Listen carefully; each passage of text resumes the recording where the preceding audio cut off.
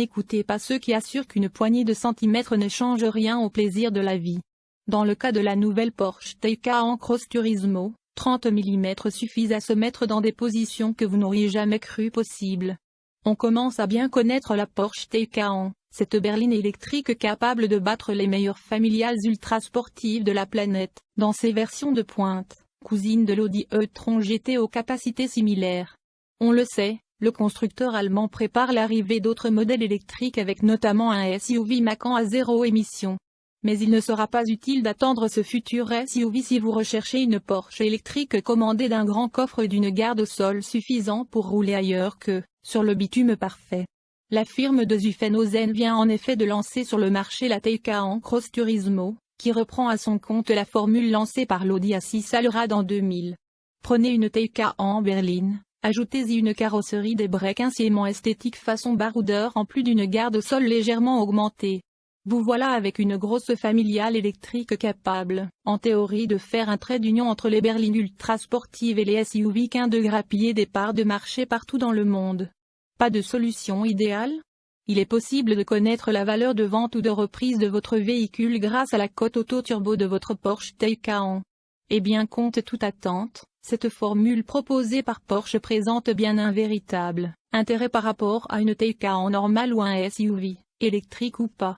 Derrière ces annexes extérieures déroutants, la Cross Turismo cache d'abord un habitacle plus pratique avec des places arrière légèrement plus spacieuses au niveau de la garde ou toit plus 47 mm.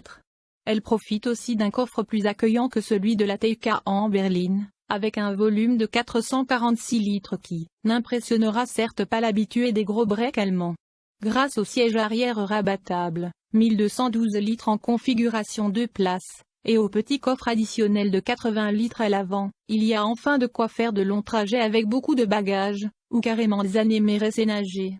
L'intérieur, épuré et futuriste, ne change pas par rapport à la berline Taycan.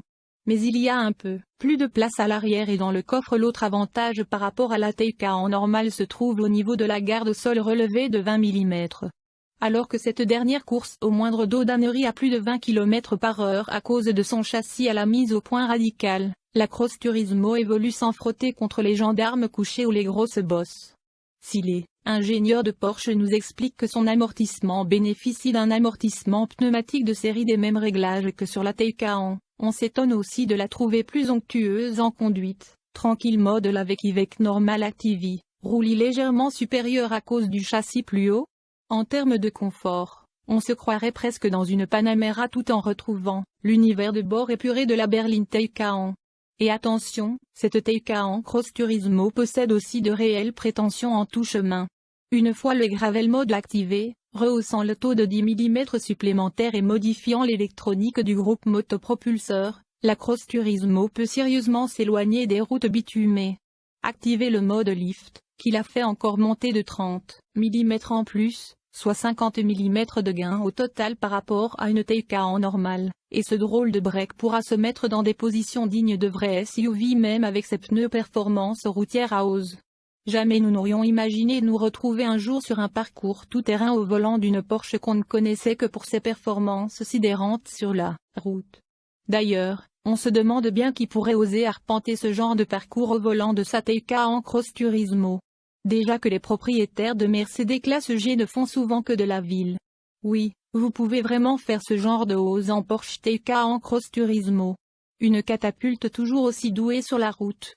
Contrairement à la Mercedes classe G, la Taycan Cross Turismo ne possède pas un châssis seulement conçu pour s'éloigner des sentiers battus. C'est même tout l'inverse, malgré l'assiette plus haute en mode normal, ce break hors norme possède toujours les positions sport et sport plus de la Taycan classique. Activez le mode de conduite le plus sportif et la garde au sol s'abaisse de 22 mm. Au volant de la version Turbo S, vous retrouvez immédiatement les sensations de cette terrifiante catapulte qui expédie le 0 à 100 km/h en 2,9 secondes grâce à ses 761 chevaux pendant la procédure du launch control, 625 chevaux le reste du temps. Malgré les 25 kg ajoutés par la carrosserie Cross Turismo et la garde au sol légèrement supérieure, la Taycan des champs affiche un comportement dynamique aussi époustouflant que la berline des villes. Sur les routes allemandes autour de Zuffenhausen en mode sport plus avec les aides à la conduite déconnectée, impossible de ressentir la moindre perte par rapport à la berline.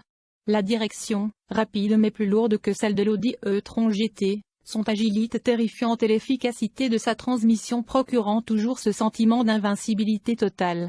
On reste aussi aux commandes d'une auto très communicative dans ses réactions, avec comme seule limite un train avant plus délicat à jauger lorsque le tarmac devient humide, la faute sans doute aux 2320 kg sur la balance.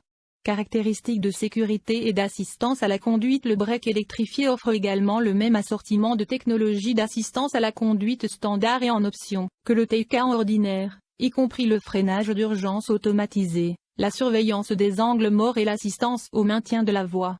Pour plus d'informations sur les résultats des crash tests du Taycan Cross Turismo, visitez les sites web de la National Highway Traffic Safety Administration, NHTSA, et de l'Insurance Institute for Highway Safety, IHS. Les principales caractéristiques de sécurité comprennent: régulateur de vitesse adaptatif disponible, parking télécommandé disponible, vision nocturne disponible. Sur la route, la Taycan Cross Turismo ne perd pratiquement rien de la maîtrise dynamique de la Taycan classique. Et l'autonomie dans tout ça? Comme sur une voiture thermique, tout dépendra de votre conduite. Les conducteurs les plus sages dépasseront les 400 km en Turbo S, les plus enjoués peineront à aller très au-delà des 200 km en exploitant en permanence les incroyables capacités dynamiques de la machine. Notez qu'officiellement, l'autonomie grimpe à 456 km, WLTP, sur la variante la moins puissante, la Taycan 4 de 380 chevaux qui produit déjà des performances intéressantes volant en main, tout en coûtant 1 120 000 dirhams marocains de moins. Rappelons par ailleurs qu'à condition de pouvoir accéder à la charge rapide Ionity, l'auto se recharge de 5 à 80% en moins de 23 minutes. La Taycan Cross Turismo Turbo S abat le 0 à 100 km/h en 2,9 secondes. Elle ne perd qu'un dixième par rapport à la Taycan berline. Sans surprise, la Taycan Cross Turismo coûte encore plus cher que la berline Taycan. Alors, cette dernière se négocie à partir d'1 760 000 dirhams marocains en version de base, propulsion 326 chevaux. La Cross Turismo démarre à 1 120 000 dirhams marocains en version 4x4, 380 chevaux. Contrairement à la berline, elle reçoit de série les grosses batteries à 93,4 kWh et l'amortissement pneumatique. L'écart réel de prix à équipement égal se situe plutôt aux environs de 20 000 dirhams marocains. Et quand on se dit qu'un Cayenne Turbo SE hybride nettement moins efficace et amusant à piloter coûte 1 120 000 dirhams marocains, les 1 760 000 dirhams marocains de la Taycan Cross Turismo Turbo S deviennent tout de suite plus digestes. Bon à savoir, anticiper l'achat et la vente. Que ce soit pour l'achat d'une voiture neuve ou d'occasion, il est important de prévoir toutes les dépenses en comparant les offres d'assurance voiture. Bilan: vous en connaissez beaucoup, des autos capables d'humilier des GT sur circuit mais aussi de faire du quasi tout-terrain? Électrique ou thermique, les concurrentes de la Porsche Taycan Cross Turismo n'existent pas. Qui voudrait encore d'un gros SUV avec une familiale ultra sportive aussi polyvalente sur? Que vous soyez converti à l'électrique ou pas, les prouesses de la Taycan Cross Turismo imposent